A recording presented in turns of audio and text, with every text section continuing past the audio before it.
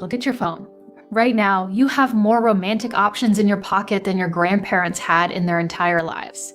So why are we the loneliest generation in history? You have followed all the modern rules. You keep your guard up. You look for red flags. You refuse to settle. Yet, you are still waking up next to an empty space in bed, wondering what you are doing wrong. What if everything you have been taught about finding love is exactly what is keeping you alone? Over the last few years, hundreds of couples who have been married for 40, 50, and even 60 years were asked a simple question: what is the secret? And their answers reveal a harsh, beautiful truth that completely shatters modern dating advice. You think love is supposed to feel obvious, like when it's right, it should be easy, clear, certain. But what if the people who've actually lived through love the longest don't even define it that way? What if everything you've been told about love is the reason you can't keep it? Because over the last few years, something interesting happened. More than 100 couples were asked one simple question: what's the secret to staying together for 20, 40, even 60 years? And their answers weren't what you expect. Not passion, not perfection, not even being deeply in love. And once you hear what they said, you can't unsee it. Imagine this. You meet someone. At first, everything feels right. You talk for hours. You feel understood. There's excitement, chemistry, but slowly, you start questioning things. Is this the right person? Am I settling? Could there be someone better? And without realizing it, you start looking for flaws instead of meaning. That's where most people leave. Not because love ended, but because their idea of love was wrong.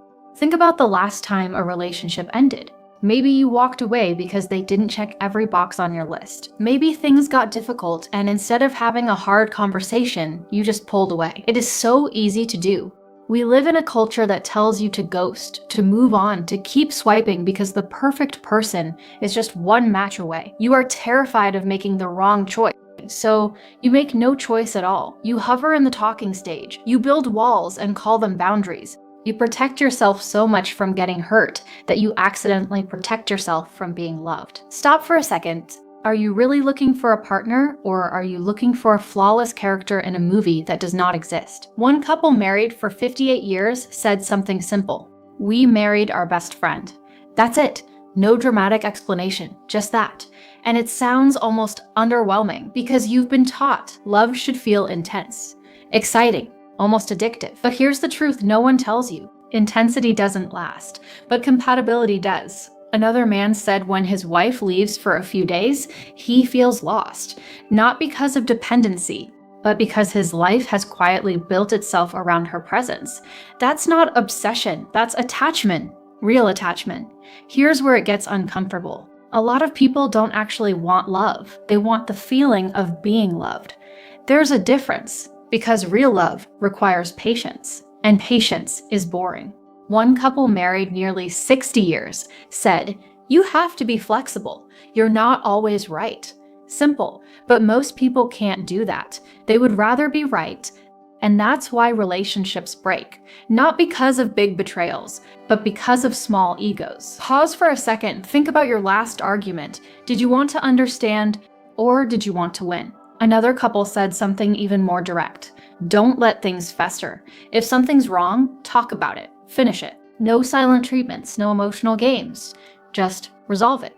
But in today's world, people avoid discomfort like it's danger. So instead of fixing problems, they escape them and then call it moving on. One woman said something that flips everything. Love is not looking at each other, it's looking in the same. That's the part no one prepares you for. Love is not just about connection, it's about alignment, values, direction, vision. Because attraction might bring you together, but direction is what keeps you there. And here's something most people won't admit. Marriage, or long-term love, is not 50-50ths. It's 60-40ths. Sometimes you give more. Sometimes they do.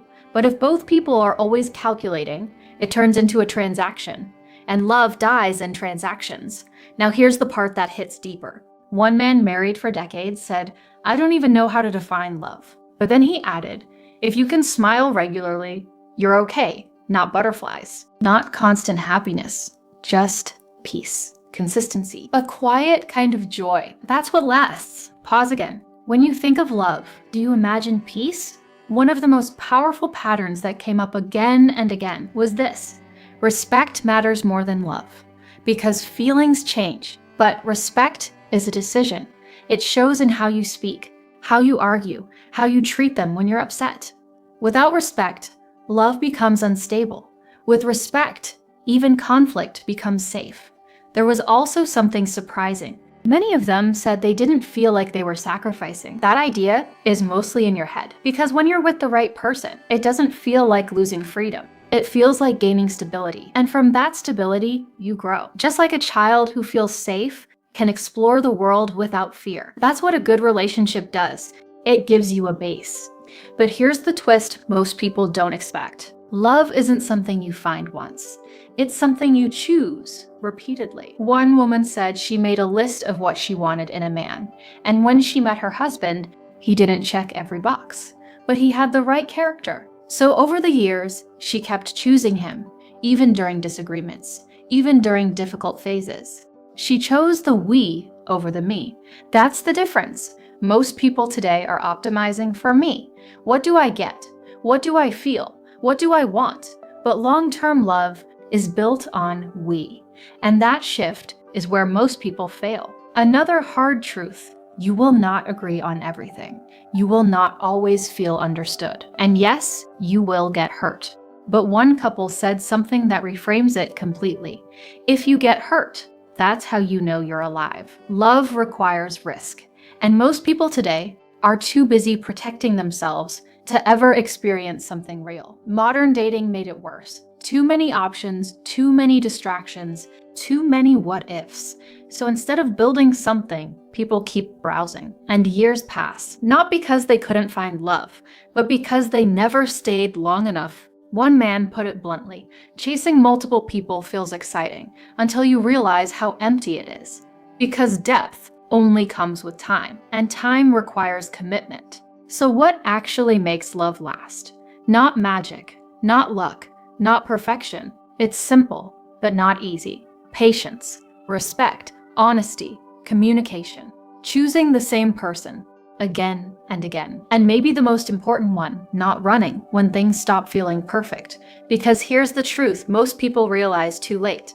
The good part of love comes after the difficult part, but most people quit right before it begins. So if you're still searching or questioning or feeling like something is missing, maybe it's not that love is hard to find. Maybe it's that real love doesn't look the way you expected. And if there's one thing all those couples agreed on, it's this: don't be afraid to love, even if it doesn't make sense, even if it's not perfect, even if it scares you. Because in the end, the people who experienced the deepest love weren't the ones who avoided pain. They were the ones who stayed and built something most people never will.